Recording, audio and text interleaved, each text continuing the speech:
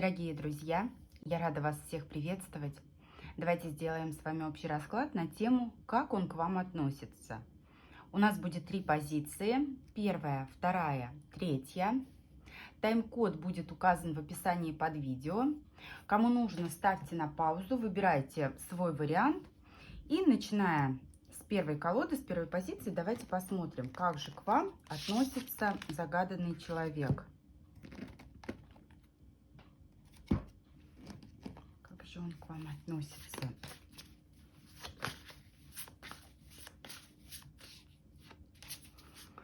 Давайте посмотрим его общее отношение к вам. Его общее отношение к вам.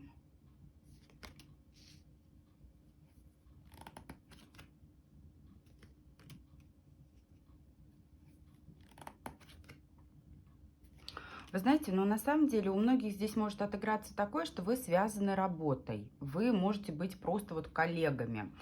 Если же речь не идет о работе, то однозначно он считает, что вы прям вот, знаете, посланы друг другу, созданы друг для друга для того, чтобы помогать друг другу в преодолении каких-то важных дел, вопросов. Вы дополняете его, он дополняет вас. И он готов стараться, он готов вкладываться в ваши отношения. Он понимает, что это все не случайно. И, скорее всего, ваши отношения, они либо стоят на пороге перемен уже сейчас, либо в дальнейшем грядут какие-то вот именно изменения, которые будут весьма важными, значимыми. У кого-то это переезд, у кого-то это совместное проживание, заключение официальных отношений, рождение детей и так далее. У кого-то может отыграться такое, что в отношениях трудности, и сейчас вас связывает только работа, только какие-то совместные дела, но на почве вот этой работы и совместной деятельности человек абсолютно не исключает того, что отношения ваши будут возобновлены. Поэтому здесь в плане отношений это все серьезно, все хорошо. А что он вам транслирует, какое отношение к вам он вам показывает, что он вам демонстрирует?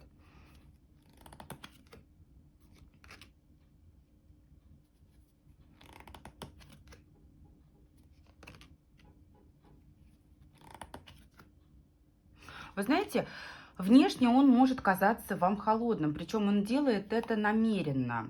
Внешне он как будто бы, знаете, даже не боится показать то, что он где-то лукавит, где-то хитрит, где-то он будет использовать вот нарочно какие-то свои выгодные позиции, свое положение для того, чтобы перетянуть одеяло на себя. Внешне он может казаться вообще холодным, таким вот, знаете, у кого-то это такое состояние, когда человек руководствуется именно разумом, а не чувствами. У кого-то он показывает вам то, что он сердит. Причем это его проявление, да, это поведение, оно может носить цикличный характер. Вот сегодня он такой холодный, а потом он может сменить гнев на милость.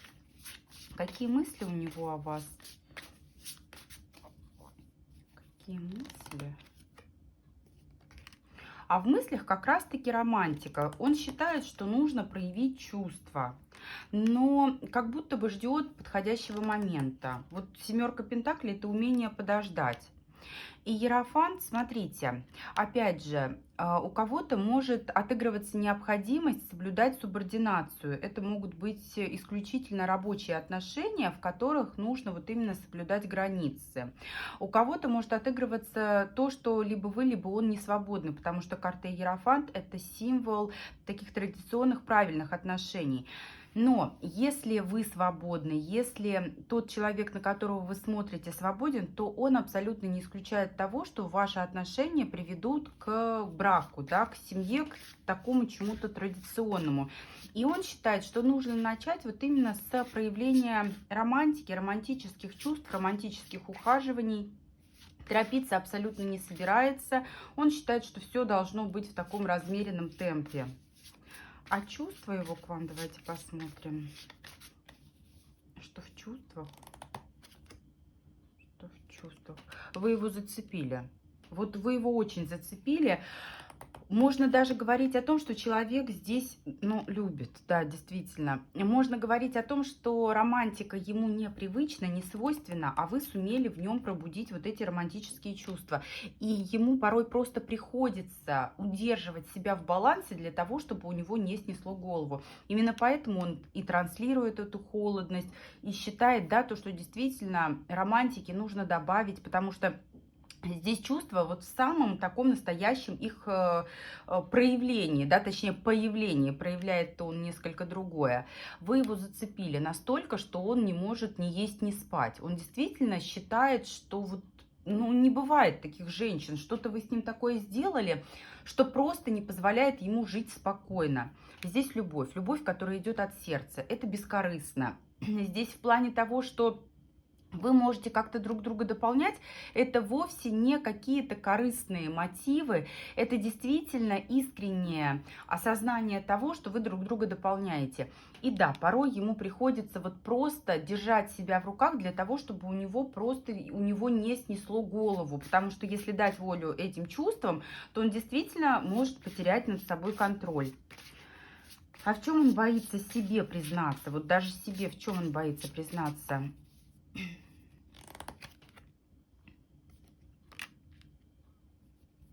Вы его мир, вы его вселенная, и здесь действительно нужно уже выходить на какой-то новый уровень, а он постоянно от этого уходит. Он постоянно находит какие-то, вот знаете, причины, причем такие манипулятивные, да, он понимает, что он манипулирует, он понимает, что как только наступает момент для того, чтобы идти уже дальше, выходить на какой-то новый уровень, он раз и как-то вот съезжает с темы.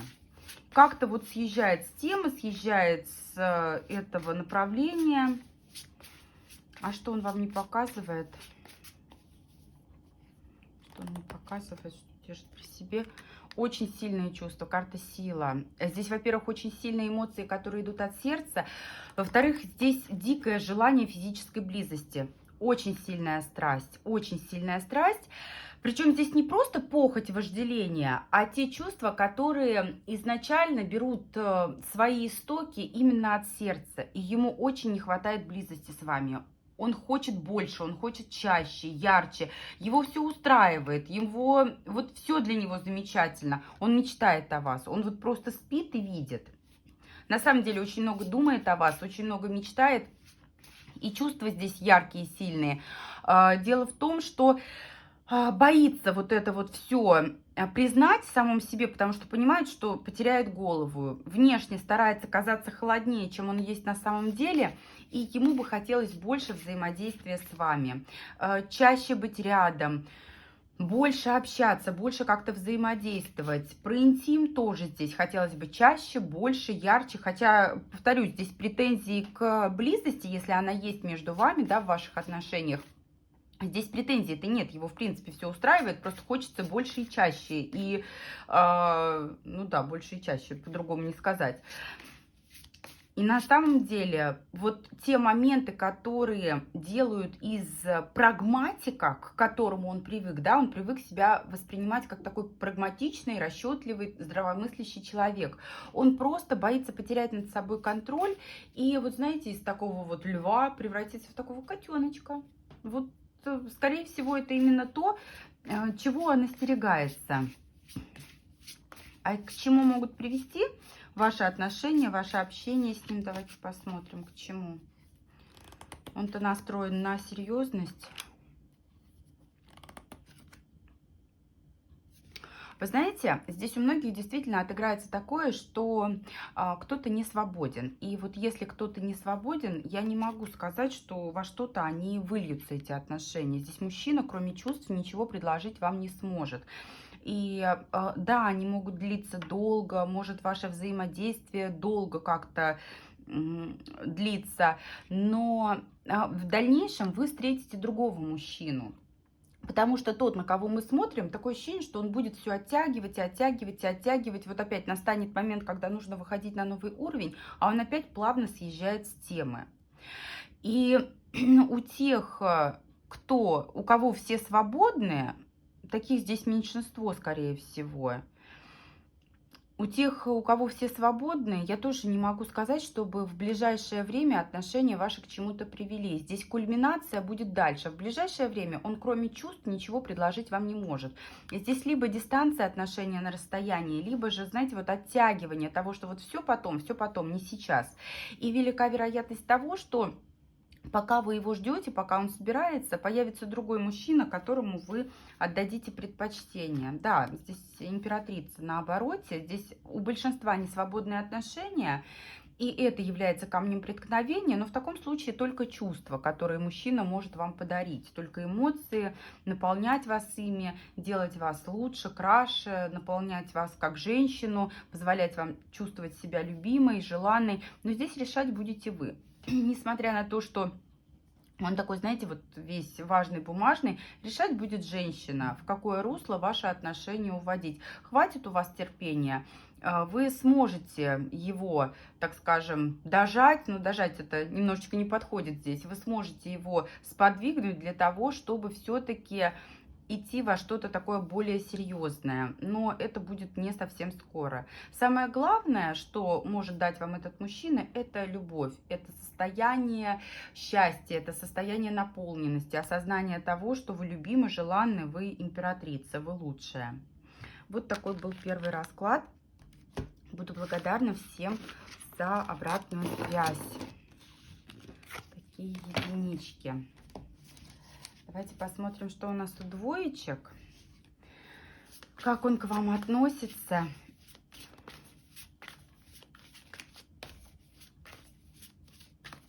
Его общее отношение к вам. Давайте посмотрим. Ой, ну здесь опять же у большинства отыграются либо король пентаклей, королева пентаклей. Смотрите, ну, во-первых, многие здесь могут смотреть на своего постоянного супруга, да, либо на своего постоянного спутника. Если вы в стабильных, постоянных отношениях с мужчиной, то относится к вам как к своей супруге, как к постоянной спутнице. Если же кто-то не свободен, то, ну да, десятка кубков, совершенно верно. Если кто-то не свободен, либо вы, либо он, то здесь семьи в приоритете, и рушить их человек не намерен, не настроен, в зависимости от того, какая у вас ситуация, здесь собственные отношения. Но человек изначально семейный. Если семья у вас, он, естественно, вами дорожит. Также ни в коем случае не собирается вносить коррективы в те союзы, которые существуют на текущий момент. Что он вам транслирует, какое отношение к вам он показывает? Какое отношение к вам он показывает? Так, ну опять же, если человек не свободен, он дает вам понять, что его женщина для него в приоритете. Но он очень часто, знаете, вот сравнивает, конкретики вам не дает. Дает понять, что будет так все, как он сказал. Карта силы — это, знаете, вот такое состояние, когда один человек другого себе подчиняет, когда один партнер подчиняется другому. Для тех, у кого либо все свободны, либо вот вы смотрите на своего постоянного спутника, он, знаете, он вам дает сейчас понять, что вы где-то вот перегнули палку, вы холодны, вы недоступны, неприступны.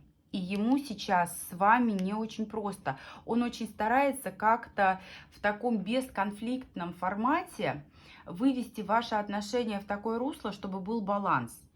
И баланс для него важен такой, чтобы, да, один подчиняется, другой подчиняет, но он хочет сказать вам: ты пойми, я мужчина, я должен быть холодным, я должен быть таким, вот знаете, брутальным, где-то резким, где-то грубым, а тебе важно быть мягкой. Смени гнев на милость. Дорогая, ты перегибаешь палку. Именно это он и старается сейчас до вас донести. А какие у него мысли? Какие мысли у него о вас?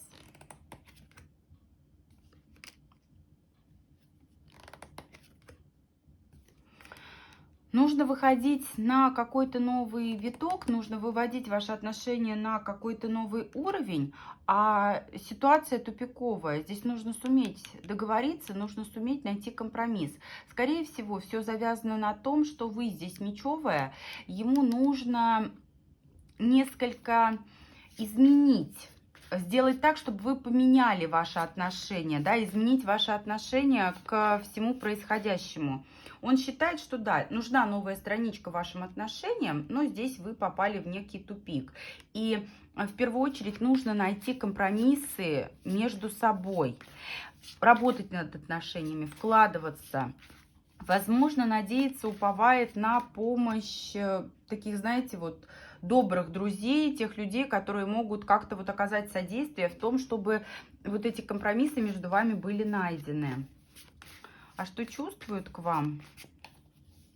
Что чувствуют к вам?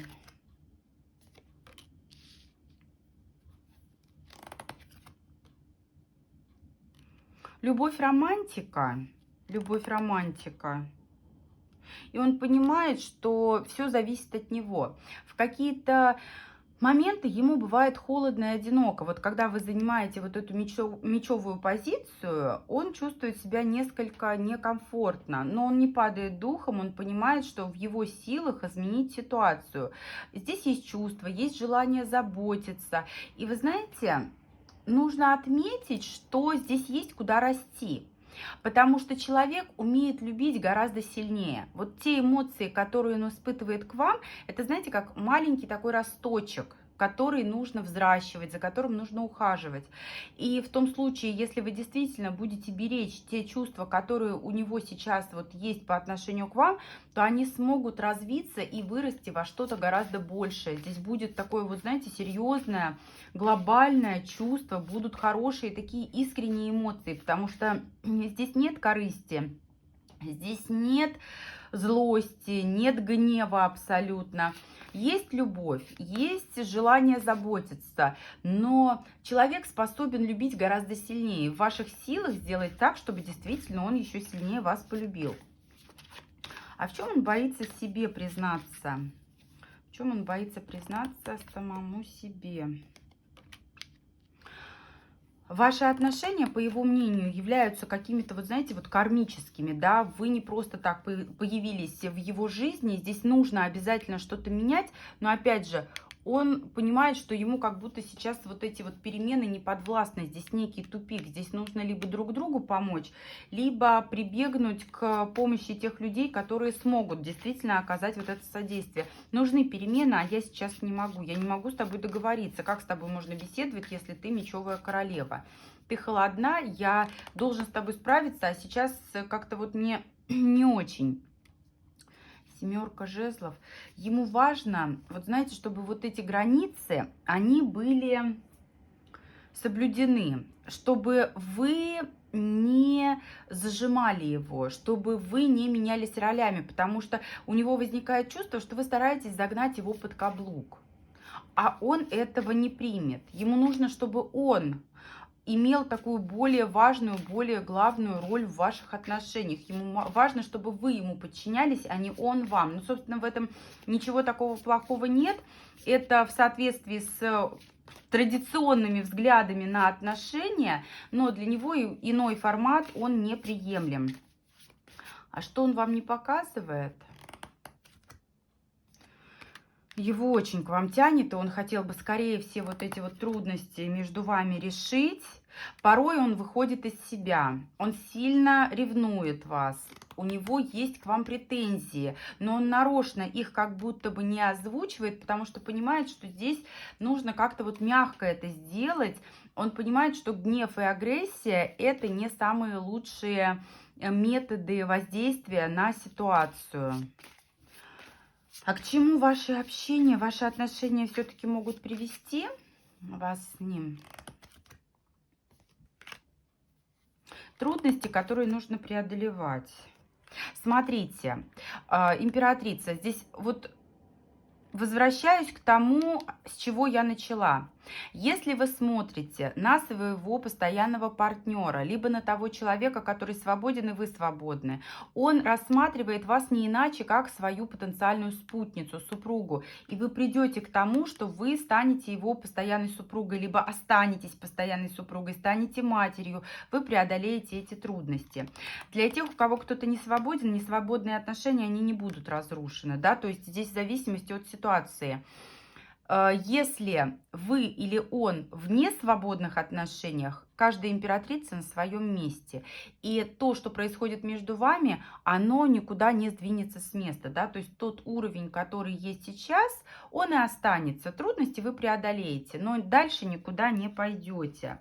Если же все свободны, либо вы являетесь семьей, все обязательно успокоится. Те трудности, которые между вами на текущий момент есть, они пройдут. Вы займете свой трон императрицы, станете матерью, законной супругой.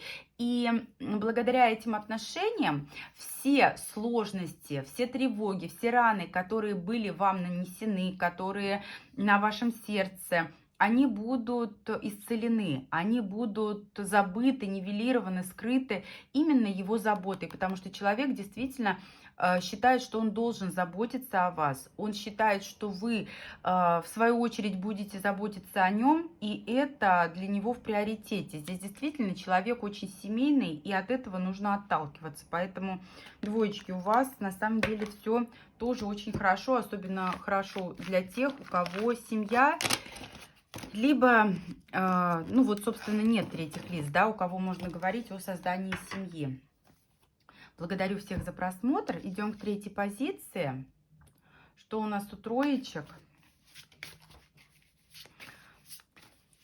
Как он к вам относится?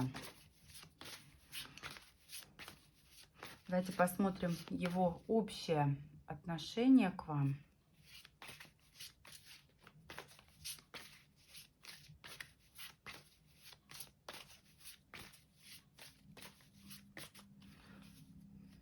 Общее отношение к вам.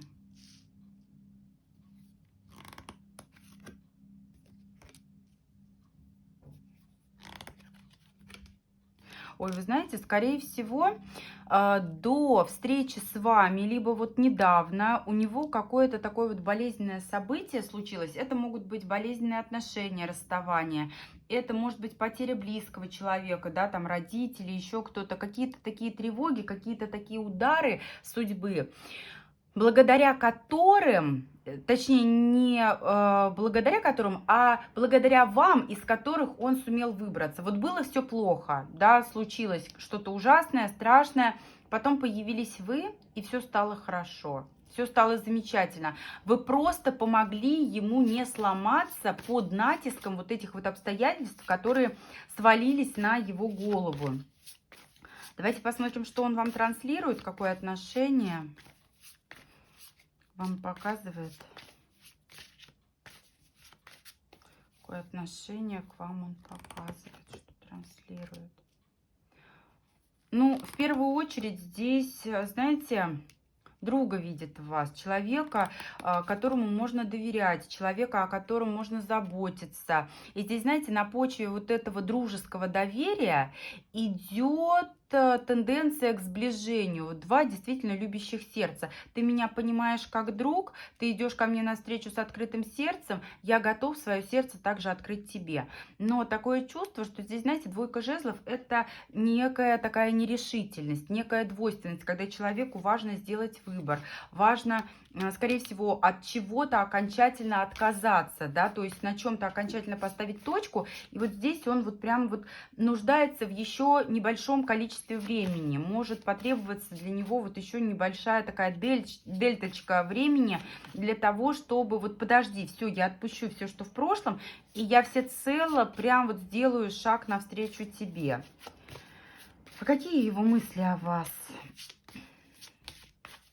Что он думает о вас? Вы очень женственная. Вот эта женская энергия, она его наполнила. Вы для него загадкой остаетесь. Но, вот вы знаете, да, он считает, что где-то в чем-то вы не раскрываете ему всех своих тайн. Но он считает, что у вас с ним, у него с вами мог бы сложиться идеальный просто союз. Здесь действительно нужно принять какое-то решение. Решение связано с такими судьбоносными переменами. Да, это переезд, это завершение одних отношений, начало других. Это что-то такое действительно серьезное. И через знакомство с вами, через общение с вами, он как будто бы готов шагнуть вот в эту новую жизнь. Причем в эту новую жизнь счастливую. Но дело в том, что он вас до конца не разгадал. Такое ощущение, что вот он вам, да, доверяет, но какие-то моменты есть, которые скрыты от его глаз, скрыты от его понимания. Он не до конца осознает какие-то, вот знаете, детали в вашем взаимодействии. Тем не менее, он вот как будто бы вот нуждается, как я уже сказала, в небольшом количестве времени, в небольшом периоде, для того, чтобы все это окончательно для себя решить, по полочкам разложить и уже шагнуть с вами вперед к каким-то переменам. Какие чувства он испытывает к вам? Чувства какие испытывает к вам? Ну, в первую очередь, опять же, доверие, желание заботиться. Не теряет голову, не дает волю эмоциям. Он ждет, он, понимаете, он ждет. Он не до конца вас разгадал, он не до конца решил какие-то моменты для себя, и поэтому здесь вот эти вот все чувства, его очень сильно к вам тянет. Но он, знаете, он вот как будто бы сам себя сдерживает. Он наблюдает за собой, за своими ощущениями и старается, чтобы это не было таким, что вот из огня до в полымя, чтобы не было как с корабля на бал, да, потерял голову и все. Он старается не допустить ошибку. Он очень осторожно относится к своим чувствам и старается держать их в балансе, не теряет голову, но его к вам очень-очень сильно тянет. А в чем боится себе признаться? Боится себе признаться. Все, прошлого не вернуть. Нужны перемены уже. Все, уже не надо одной ногой в прошлом стоять. Нужно найти в себе силы двигаться дальше. Умей наслаждаться жизнью. Такое ощущение, что он себя винит за то, что ему может быть теперь хорошо. Да? Такое чувство, что человек привык страдать, и ему сложно избавиться от вот этого привычного ощущения бремени. А что вам не показывает? Что он вам не показывает? А чувства не показывает. А чувства не показывает король кубков, он боится проявить их в полной мере. Боится показать, что ему нужно время. Он видит в вас эту заботу. И вы знаете, вот здесь велика вероятность того, что вот эта башня, да, вот эти перемены, они связаны с женской фигурой. Это может быть материнская фигура, да, то есть с матерью. Возможно, у кого-то это утрата матери. Возможно, у кого-то это развод, который был в жизни человека. То есть здесь вот к женской фигуре все привязано, да, у каждого своя ситуация, и человеку нужно время для того, чтобы просто вот как-то вот прийти в состояние полного баланса. Но вы как раз-таки были для него тем солнышком, которое позволило ему снова поверить в счастье, поверить в радость, и все обязательно здесь будет. Просто вот такой человек, который, знаете, вот сложно перестраивается с одного привычного ему образа жизни, формата на другой. А к чему может привести ваше общение, ваше отношение с ним? К чему это может привести? Гармония, союз, счастливый образ жизни. Все на самом деле в ваших руках. Общаться вы будете долго, отношения будут долгими. Ну, смотрите, императрица. Смотрите, если говорить о создании семьи, здесь семья однозначно возможна, но потребуется время. Здесь как минимум год нужно дать человеку для того, чтобы он вот прошел вот эту вот трансформацию. Все будет хорошо. Сначала отношения будут носить такой, знаете, больше романтический формат, романтический характер, но это и нужно для того, чтобы принять в себе вот эти положительные эмоции.